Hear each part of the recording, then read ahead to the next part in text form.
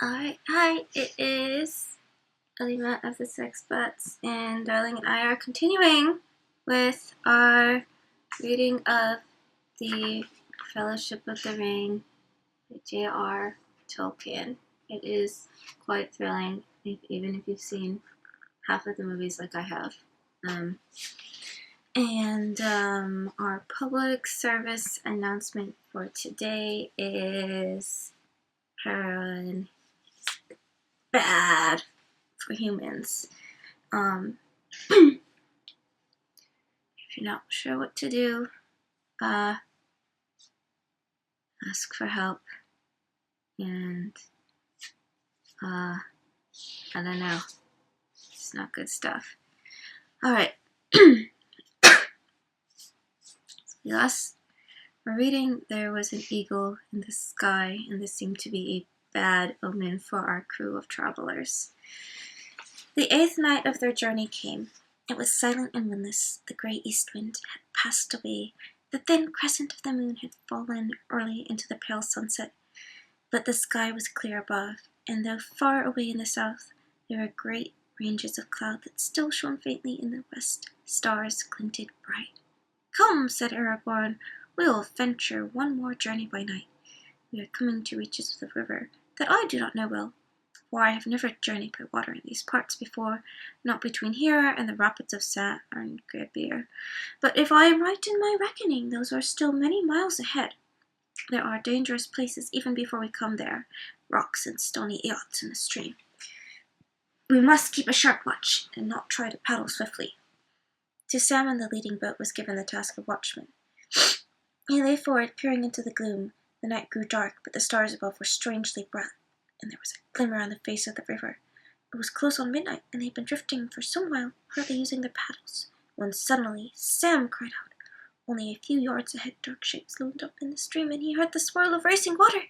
There was a swift current which swung left towards the eastern shore, where the channel was clear. As they were swept aside, the travelers could see, now very close, the pale foam of the river lashing against sharp rocks that were thrust out far into the stream like a ridge of teeth. The boats were all huddled together. "Hoy there, Aragorn!" shouted Boromir as his boat bumped into the leader. "This is madness! We cannot dare the rapids by night, but no boat can live in Sarngibir Bay at night or day." "Back! Back!" cried Aragorn. "Turn! Turn if you can!" He drove his paddle into the water, trying to hold the boat and bring it round. "I am out of my reckoning," he said to Frodo. "I did not know we had come so far. Anduin flows faster than I thought. Sarngibir must be close at hand already." With great efforts they checked the boats and slowly brought them about, but at first they could make only small headway against the current. And all the time they were carried nearer and nearer to the eastern bank. Now dark and ominous, it loomed up in the night. "All together, paddle!" shouted Boromir. "Paddle, or we shall be driven up on the shoals." Even as he spoke, Frodo felt the keel beneath him grate upon stone. At that moment there was a twang of bowstrings. Several arrows whistled over them, and some fell among them. One smote Frodo between the shoulders, and he lurched forward with a cry, letting go of his paddle, but the arrow fell back, foiled by his hidden coat of mail. Another passed through Aragorn's hood, and a third stood fast in the gunwale of the second boat, close by Merry's hand. Sam thought he could glimpse black figures running to and fro upon the long, I think so, shingle banks that lay under the eastern shore. They seemed very near. "Ah!" said Legolas. See? Falling into his own tongue. "Orcs!" cried Gimli. "Gollum's doing, I'll be bound," said Sam to Frodo. "And a nice place to choose, too. The river seems set on taking us right into their arms."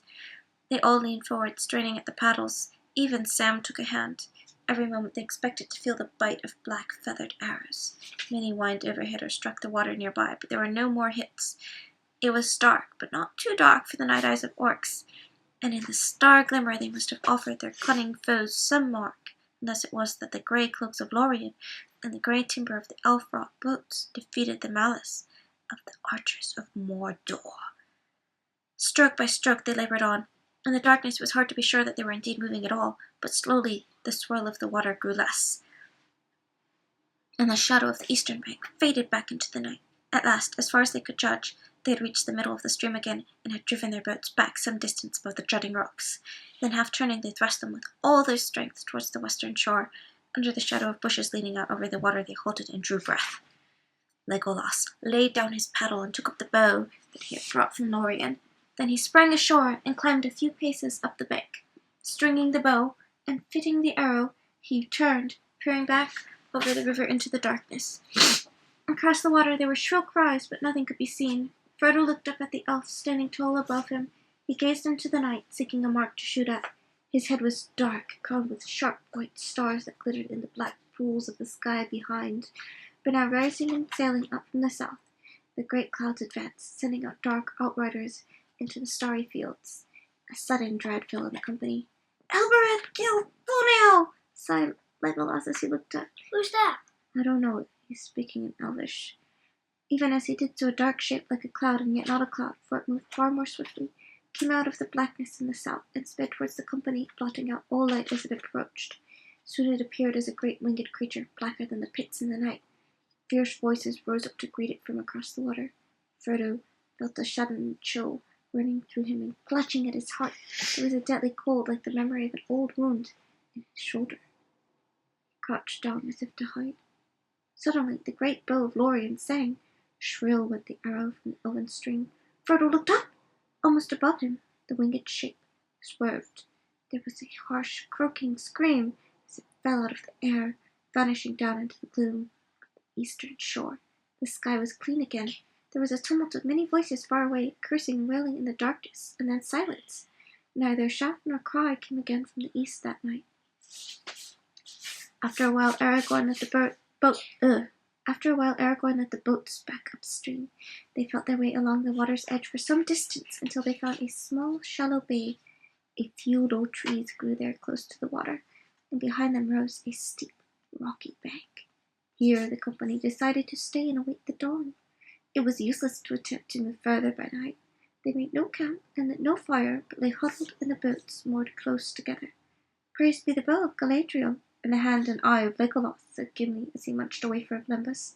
"That was a mighty shot in the dark, my friend." "But who can say what it hit?" said Legolas.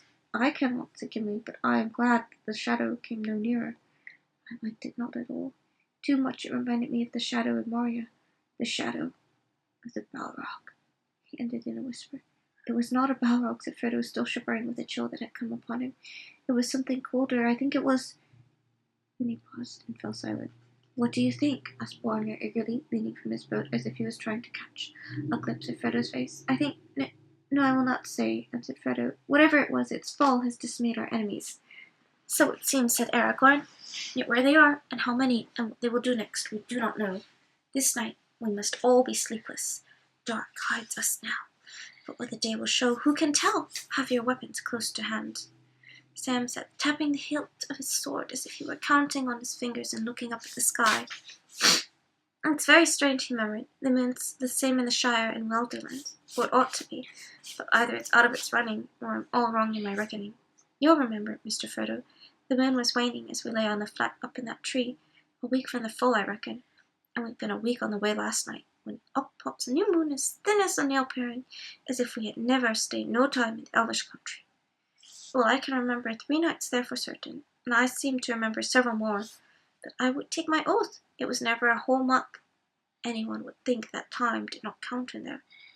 "And perhaps that was the way of it," said Frodo. "In that land, maybe, we were in a time that is elsewhere long gone by. It was not, I think, until Silverlord bore us back to Anduin that we returned to the time that flows through mortal lands to the great sea. And I don't remember any moon, either new or old, in Caras Galadhul, only stars by night and sun by day." Legolas stirred in his boat. "Nay, time does not tarry ever," he said, "but change and growth is not in all things and places alike. Flip that at this. Oh, that's super cute. Can I show? Can I show your picture? Okay. Darling's been drawing this picture. Super cute. I'm gonna fill my nose. Yeah, I haven't finished this episode yet. We'll try to make them 15 minutes long. "And perhaps that was the way of it," said Frodo. "In that land, maybe, we were in a time that has elsewhere long gone by. It was not, I think, until Silverlord bore us back to Anduin that we returned to the time that flows through mortal lands to the great sea. And I don't remember any moon, either new or old, in Caras Galadhon, only stars by night and sun by day. Legolas stirred in his boat. Nay, time does not tarry ever, he said. Change and growth is not in all things and places alike. For the elves the world moves, and it moves both very swift and very slow. Swift, because they themselves change little, and all else fleets by. It is a grief to them. Slow, because they do not count the running years, not for themselves. The passing seasons are but ripples ever repeated in the long, long stream. Yet beneath the sun all things must wear to an end at last. But the wearing is slow and Laurie answered, Frodo. The power of the lady is on it. Which are the hours, though short they seem, in Caradhas Galadhon, where Galadriel wields the elven ring. That should not have been said outside Lorien, not even to me, said Aragorn. Speak no more of it, but so it is, Sam. In that land you lost your count. There time flowed swiftly by us, as for the elves. The old moon passed, and a new moon waxed and waned in the world outside while we tarried there. And yester eve a new moon came again. Winter is nearly gone. Time flows on to a spring of little hope. The night passed silently. No voice or call was heard again across the water. The travellers, huddled in their boats, felt the changing of the weather. The air grew warm and very still under the great moist clouds that had floated up from the south in the distant seas. The rushing of the river over the rocks of the rapids seemed to grow louder and closer. The twigs of the trees above them began to drip. When the day came, the mood of the world about them had become soft and sad. Slowly the dawn grew to a pale light, diffused and shadowless. There was mist upon the river, and white fog swathed the shore. The far bank could not be seen. I can't abide fog, said Sam, but this seems to be a lucky one. Now perhaps we can get away without those cursed goblins seeing us. Perhaps so, said Aragorn, but it will be hard to find the path unless the fog lifts a little later on. And we must find the path if we are to pass the Sarmgavir and come to the Emyn Muil. I do not say why we should pass the rapids or follow the river any further, said Boromir. If the Emyn Muil lie before us, then we can abandon these cockle-boats and strike westward and southward until we come to the Entwash and cross into my own land. Can, if we are making for Minas Tirith, said Aragorn, but that is not yet agreed, and such a course may be more perilous than it sounds. The Vale of Entwash is flat and finny, and fog is a deadly peril there for those on foot and laden. I would not abandon our boats until we must. The river is at least a path that cannot be missed. But the enemy holds the eastern bank, objected Boromir, and even if you pass the gates of Argonath and come unmolested to the Tindrock, what will you do then? Leap down the falls and land in the marshes? No, answered Aragorn. Say rather that we'll bear our boats by the ancient way to Rauros Food, and there take the water again. Do you not know, Boromir, or do you choose to forget the North Stair and the high seat upon Amon Hen that were made in the days of the great kings? I, at least, have no mind to stand in that high place again before I decide my further course. There, maybe, we shall see some sign that will guide us. Boromir held out long against this choice, but when it became plain that Frodo would follow Aragorn wherever he went, he gave in. It is not the way of men of Minas Tirith to desert their friends at need, he said, and you will need my strength if ever you are to reach the Tindrock. To the Tall Isle I will go, but no further. There I shall turn to my home, alone if my help has not earned the reward of any companionship. The day was now growing, and the fog had lifted a little.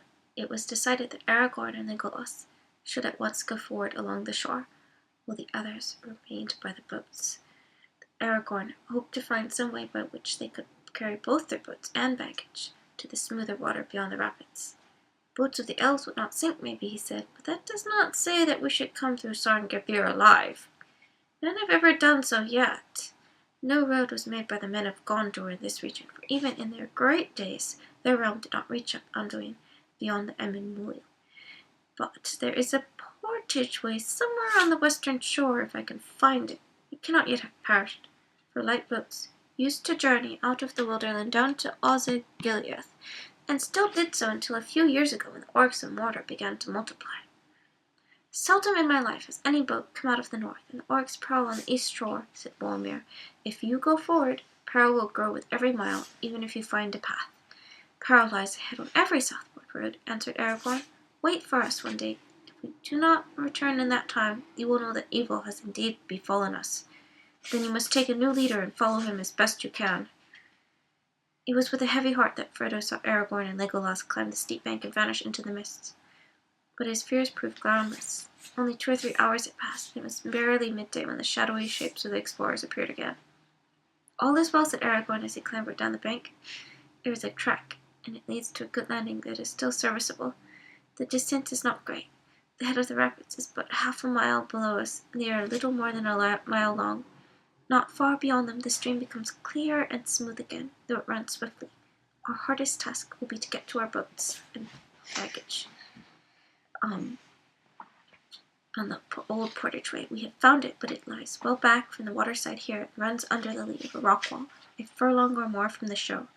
We did not find where the northward landing lies. If it still remains, we must have passed it yesterday night. We might labor far upstream and yet miss it in the fog. I fear we must leave the river now and make for the portage way as best we can from here." "That would not be easy, even if we were all men," said Boromir. What does he mean when he says, "even if we were all men"? I don't know. What does he mean when he says that they are not all men? I don't know. Are they all men? No. What are some of them? Hobbits and dwarves. Yes, so some of them are much, much shorter. Oh. And that makes it harder. "Yet as such as we are, we will try it," said Aragorn. "Aye, we will," said Gimli. "The legs of men will lag on a rough road, while a dwarf goes on, be the burden twice his own weight, Master Boromir."